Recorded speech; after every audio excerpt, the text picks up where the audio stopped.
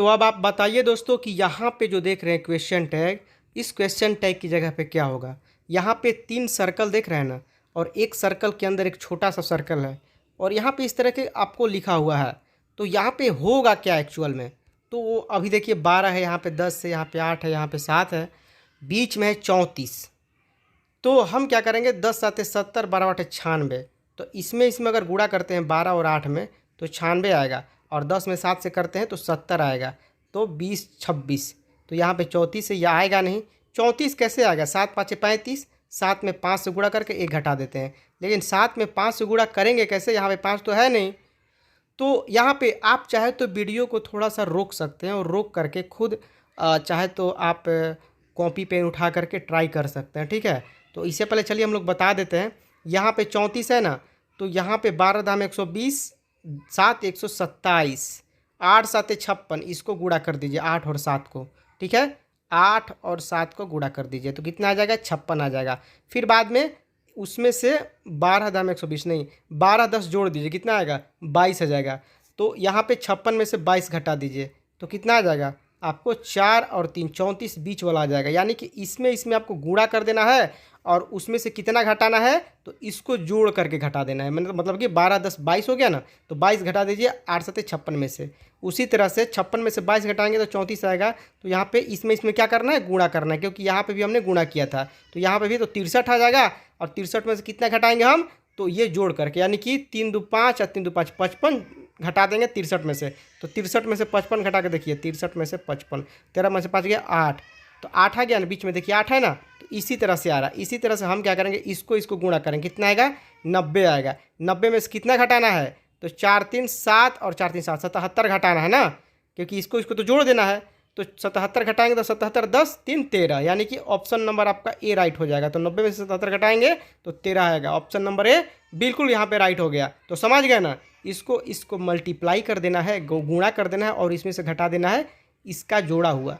मतलब इसको गुणा के दिए, इसमें से घटा दीजिए, 23 + 23 जोड़ के तो आ जाएगा आपका। इसी तरह से इसको करना है, 13 आ जाएगा।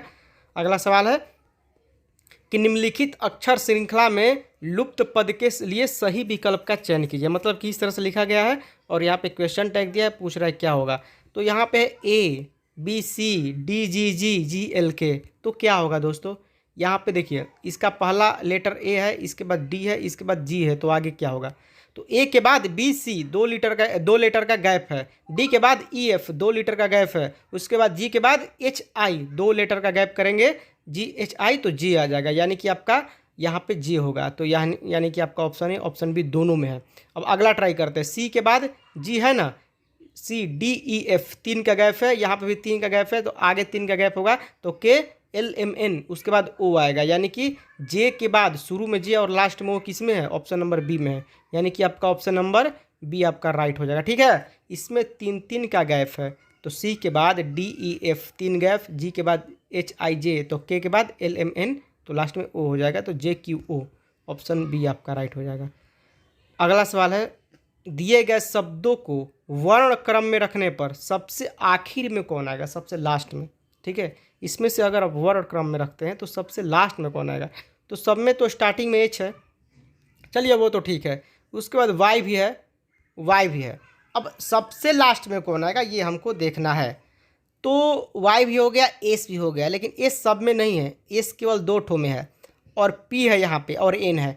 तो आपको पता होगा दोस्तों कि NOPQRS, तो N के बाद P आता है, P के बाद S, यानी कि इसी में से दोनों में से कोई होगा, A होगा ना तो C होगा, ठीक है। इसमें पूछ रहा है कि कौन सबसे लास्ट में आएगा। तो अब S हो गया, S के बाद T भी है तो T भी हो गया, T के बाद E है तो E भी हो गया, R भी हो गया, R हो गया, तो O है, यहाँ पे I है, तो I के बाद O आता है ना, I J K L M N O, तो I के बाद O आता है। तो यहाँ पे देखिए I है, यहाँ पे O है ना, देखिए यहाँ पे I है, यहाँ पे O है, तो ये I के बाद O आता है, इसलिए आपका ये वाला हो जाएगा, ठीक है, हिस्ट्रियोलॉजी। अब यहाँ पे अगला चलिए, ऑप्शन नंबर ए आपका बिल्कुल राइट हो जाएगा, ये सबसे लास्ट में आएगा, ठीक है। तो इस तरह के सवाल पूछते हैं, ये ध्यान दीजिएगा। अगला सवाल चलिए देख लेते हैं। अगला है कि अरुण ने कहा कि यह लड़की मेरे माँ के पोते की पत्नी है। अरुण उस लड़की का कौन है, अरुण कौन लगेगा ये पूछ रहा है। तो अरुण क्या कह रहा है कि ये जो लड़की है, एक लड़की खड़ी है, मान लीजिए वहाँ पे अरुण के सामने एक लड़की खड़ी है, तो वो बोल रहा है कि ये मेरे माँ के पोते की पत्नी है। माँ के पोते की पत्नी, माँ का पोता कौन होगा? अरुण की जो माँ है, जैसे अरुण यहाँ पे है ना, यहाँ पे अरुण है, अरुण की ये माँ है, ठीक है, और इसका पोता है ना, एक पोता है, ये पोता हो गया। तो अरुण की माँ का पोता अरुण का बेटा होगा ना जी, सीधी सी बात है। किसी की माँ का पोता कौन होगा? आपका बेटा होगा।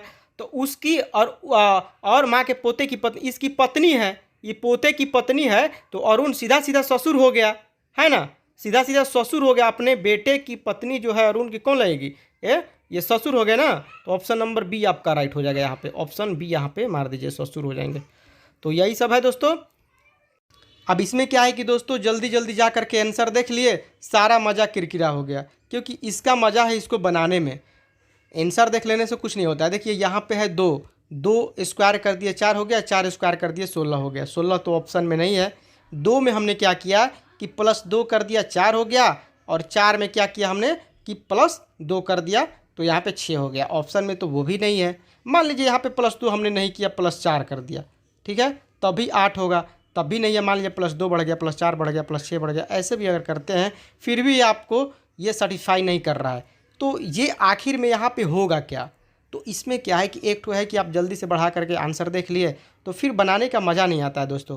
प्रैक्टिस करने से ही ये सब चीज़ें होती है। तो प्रैक्टिस अगर आप करते हैं तो आपका दिमाग भी तेज होता है और सोचने की क्षमता भी बढ़ती है। तो एक काम कीजिए, बहुत लोगों को क्या लगता है कि आंसर देख लेते हैं या लॉजिक समझ जाते हैं तो फिर बोलते हैं कि ये तो बहुत आसान था, ये तो बनाने में बहुत आसान था। तो जब इतना ही आसान है तो वीडियो को अभी रोक दीजिए, ठीक है, अभी वीडियो को रोक लीजिए और रोक करके खुद थोड़ा सोचिए कि क्या होगा इसका, उसके बाद आप आंसर देखिए, क्योंकि आंसर देख लेने के बाद फिर मज़ा किरकिरा हो जाता है। तो यहाँ पे मैं इसीलिए बोलता हूँ क्योंकि इससे अभ्यास होता है, आपके बनाने का अभ्यास होगा। आप सोचिएगा ज़्यादा तो आपकी तर्क क्षमता बढ़ेगी कि हाँ ऐसे ऐसे होगा, यहाँ पे स्क्वायर करके इसमें घटा देते हैं, क्या दिक्कत है? इसमें क्या करेंगे कि 2 क्यू करके 8 कर दिए, इसमें से 4 घटा दिए, यहाँ पे 16 64 कर दिए, 64 में से 4 घटा दीजिए तो 60 हो जाएगा। तो आप तरह तरह से ट्राई कर सकते हैं और फट से जान जाइएगा, तो फिर ये सब दिमाग में कहाँ से आएगा कि यहाँ पे क्यू करके 4 कर दीजिए, क्यू करके, तो ये सब दिमाग में कहाँ से आएगा? तो इसीलिए हम बोलते हैं कि आप देखते रहिए, प्रैक्टिस करते रहिए, दिमाग को लगाइए। अब चलिए हम आपको आंसर इसका बताते हैं। ये इतने देर से हम इसलिए आपको बोल रहे थे ताकि आप सोचते रहिए, या आपके सोचने के लिए हम समय दे रहे थे, तो इसीलिए इतना देर से हम बकबक कर रहे थे। तो चलिए अब यहाँ पे हम आपको क्लियरली इसका आंसर बता देते हैं क्या होगा। देखिए जो 2 है ना, 2 के बाद 4 कैसे हुआ और 4 के बाद आगे क्या होगा, इनके बीच में क्या रिलेशन बन रहा है और इनके बीच में, अब आपको बहुत ईजी लगेगा, हम बता देंगे। देखिए यहाँ पे हुआ क्या है कि यहाँ पे ना इसमें जुटा हुआ है ना इसमें घटा हुआ है, यहाँ पे एक ही चीज़ हुआ है कि यहाँ इसको कर दिया क्यू कर देंगे तो कितना होगा बताइए? 8 हो जाएगा, 2 × 2 = 8 हो जाएगा। और क्यू करके सिंपली आपको /2 कर दीजिए, 8/2 = 4। सिंपली यहाँ पे इसी तरह से क्यू कर देंगे और यहाँ पे /2 कर देंगे तो 64 हो जाएगा। 4 × 4 16, 4 × 64, 64/2। कितना आसान लग रहा है? अब लग रहा होगा कितना आसान है। तो यहाँ पे ऑप्शन नंबर डी आपका राइट हो जाएगा, ठीक है। तो इसी तरह से बनेगा।